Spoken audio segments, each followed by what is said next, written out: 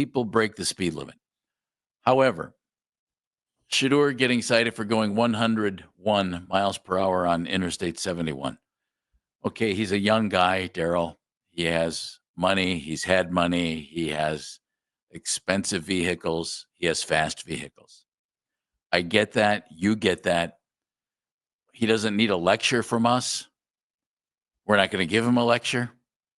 What we do know is that that's dangerous.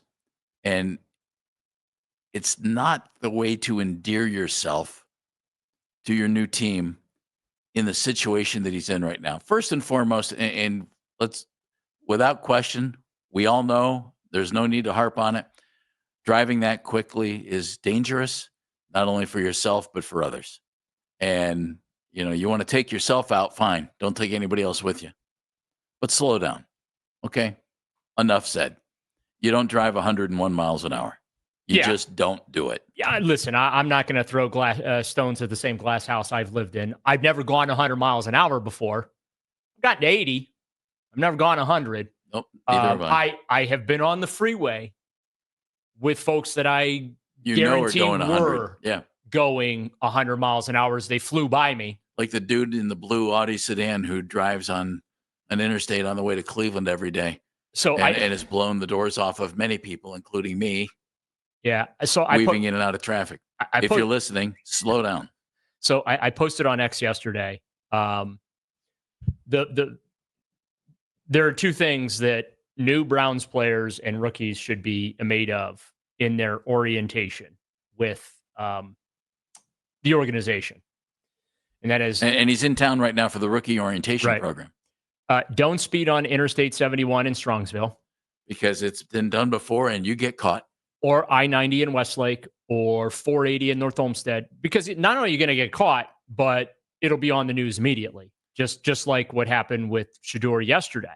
Don't speed on 77 through Brecksville. They don't. Yeah, they're very good there. They don't keep it quiet. Police officers are always out. So yeah, I'm not going to sit here and give you some from the ivory tower speech about not speeding or anything like that. But we all know you shouldn't do it. 100 miles an hour is excessive. I'll say this, Jeff. Football players in general, most of them are adrenaline junkies. Okay. And you almost have to be to play that sport. Good. Go down to Mid-Ohio and rent a car. Well, this is the point that I was going to make, is because I'm not into the racing culture thing. Like I don't watch, Formula One, or I don't watch. I'll watch Daytona. I'll watch the Indy 500. I'm as casual of a racing fan as you will find. Sometimes you'll see NASCAR on our interstates, though. Yes. People drafting behind you. So is there a place here where these guys can go and do this safely? Like they can hop in a car and go around a track 120 miles an hour and just get that rush and get that out of there. It's just, go ride a roller coaster at Cedar Point or something. Like, because I get it. Like, you need that release, you need that energy or whatever, that feeling of doing it. I totally understand that, but to your point, do it. Let's find a way to do it safely here. You know what I mean? Like, yeah, there are local speedways. I'm sure you could probably.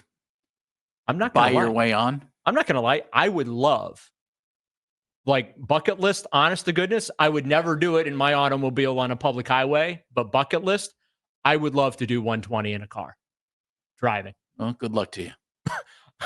I would love to get on a track behind the wheel and put the pedal to the metal and go one. So I get it, is the point that I'm trying to make, Jeff. I get it. Yeah. But, you put other people in danger when you do things like that. And you also put yourself in danger when you do things like that. And when you're in the spot that he's in right now as the number 4 quarterback, and things have been going so well, he's done a lot of great stuff in the community, talking to kids. And you know what I'm saying? Like without question, he had been doing everything right off the field and even on the field and behind the scenes, which is not a surprise because that's everything we've heard about Shedeur. He's a good guy and is going to do what he's supposed to do. Right. We've had these before. Myles Garrett, numerous speeding violations. His accident in Sharon Township was not good. And, apparently on record, top speed of 120 miles an hour for Myles. You don't do that on public streets. He was actually very lucky to walk away from that accident. Sure he was. LeBron James on 71. Don't get on 71 in speed. LeBron was clocked at the same speed as Shedeur, 101 miles an hour back in 2007. And remember what he said when he was asked about it? Yeah, he said, I'd do it again. I'd do it again. I said, all I did was speed. I paid the fine. That's not the point. I mean, the point is this. Okay, pay the fine. You can afford to pay the fine. That's great. You get points on your license. You can kill yourself. You can kill someone else. You could flip your car and bust yourself up to the point where you can never play a sport again. Yeah. I mean, just be smart, be safe. I said, find a racetrack somewhere you can hop in a car and go round and round. 101 is not safe. So be smart, be safe. You mentioned, and you've gone there. You said, as the fourth quarterback, if you're the Browns organization, and you obviously have a history of guys who have been caught speeding at excessive speeds. Should I go through the Browns Speed Demon Hall of Fame?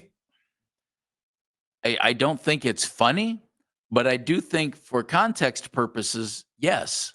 And no, I'm seriously. I'm not trying to make light of the situation, I know. But also at the same time, I'm not trying to build this up to more than what it is. Well, he got a speeding ticket for excessive speed, and really excessive speed.